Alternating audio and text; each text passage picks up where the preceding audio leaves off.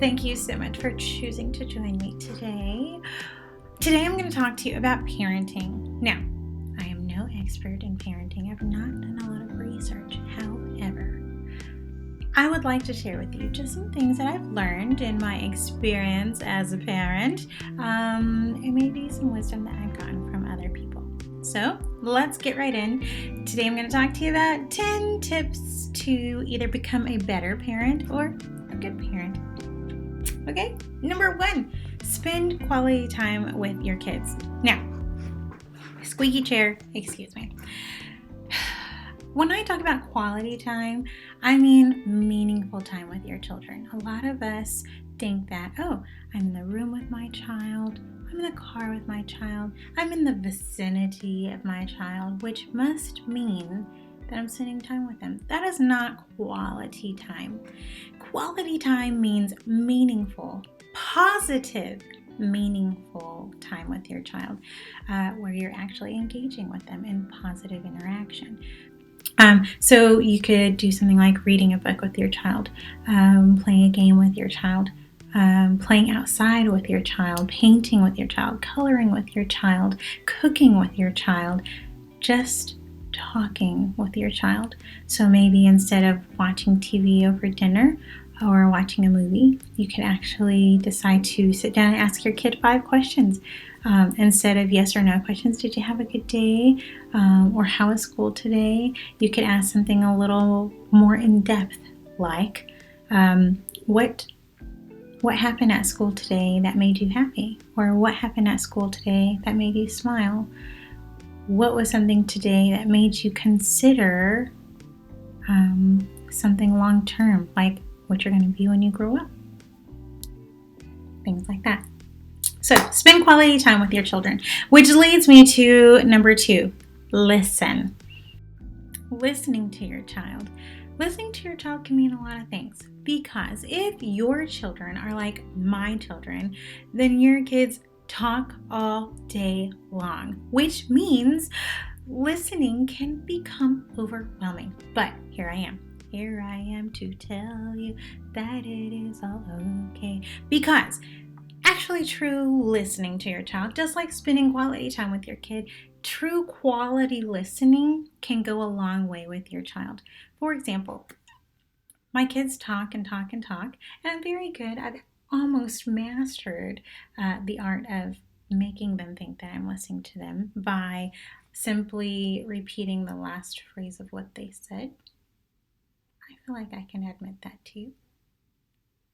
But when I am really zoning in for quality listening for my kids, which I try so hard to do, then that means I'm actually making eye contact. I turn my body towards them so that they feel like I am truly listening and participating in this conversation.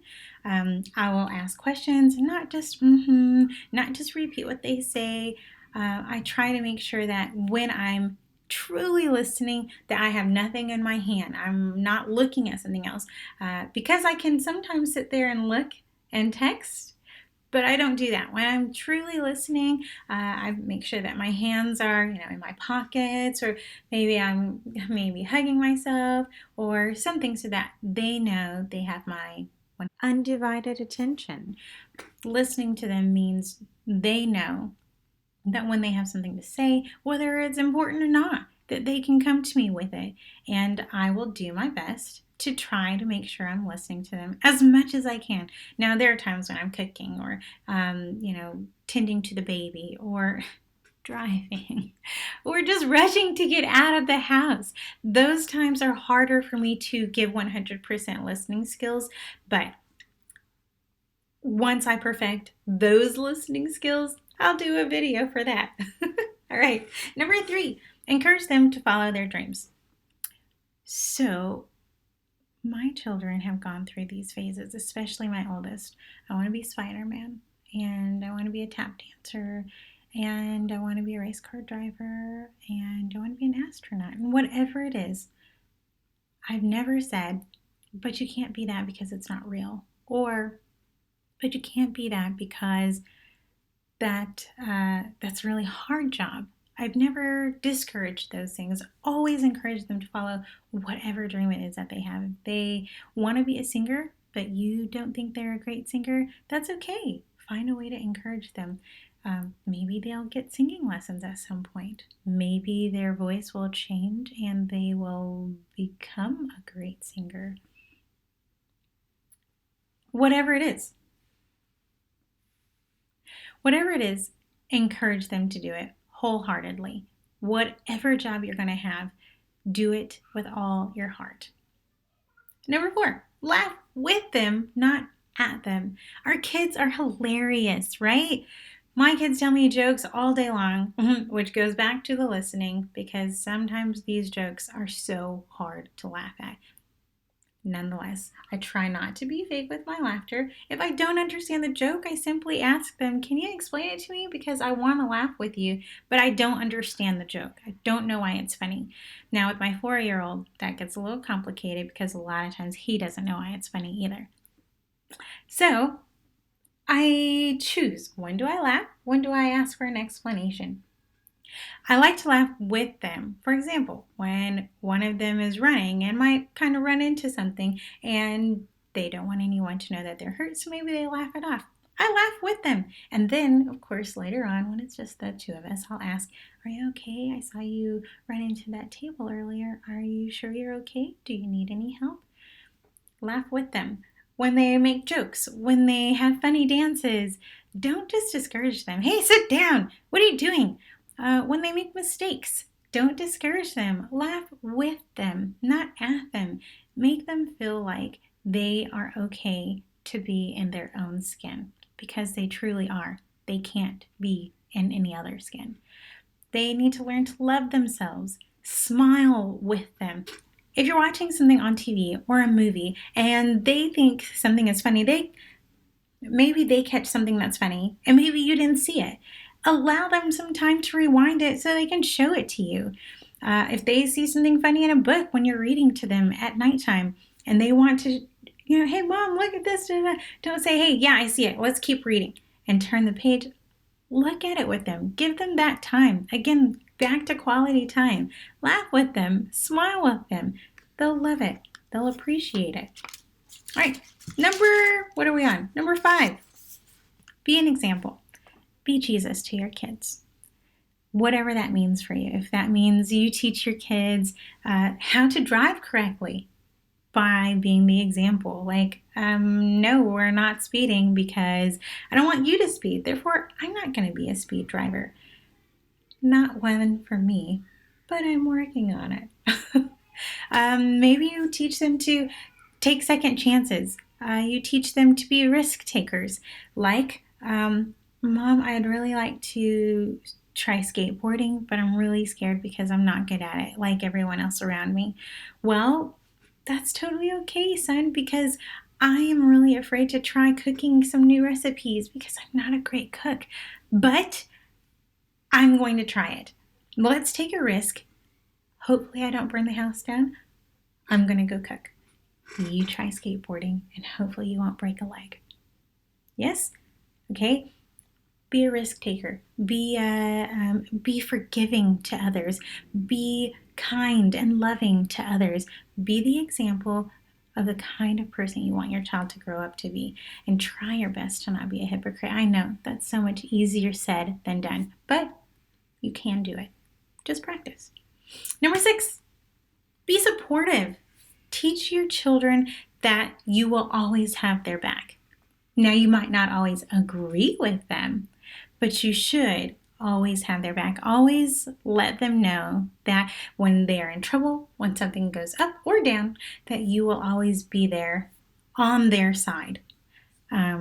It's very important in our home that our children know if you are in the wrong, I will make sure that you are disciplined correctly. However, I'm not going to fight against you when you are wrong.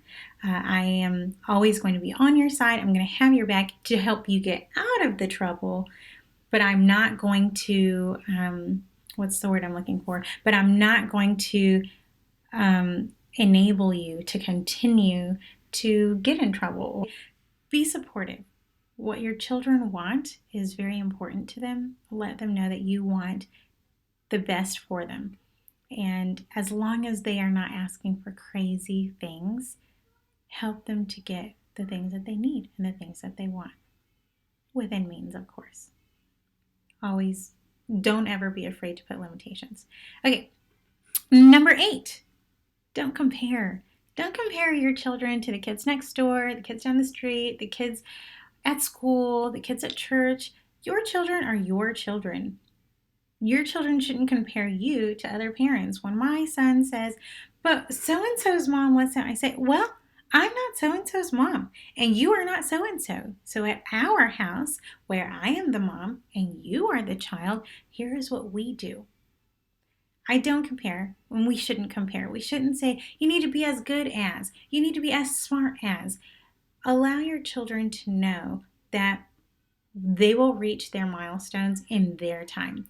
God will work things out according to His will in His time.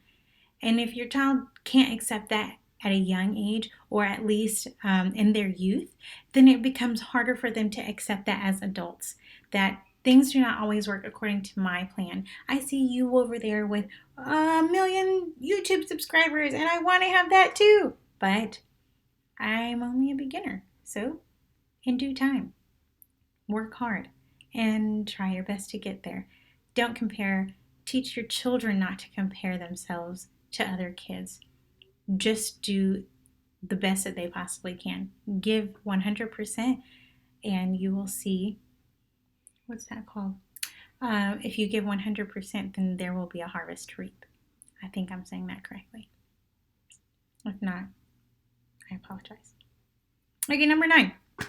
Let them be children. This is one of the hardest things for me to see.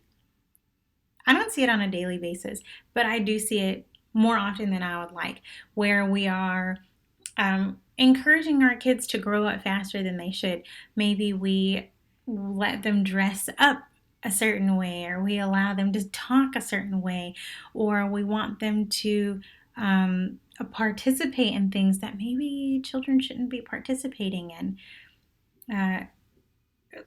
When your child drops a drink or their plate and makes a big mess, don't get so mad at them. They're only children.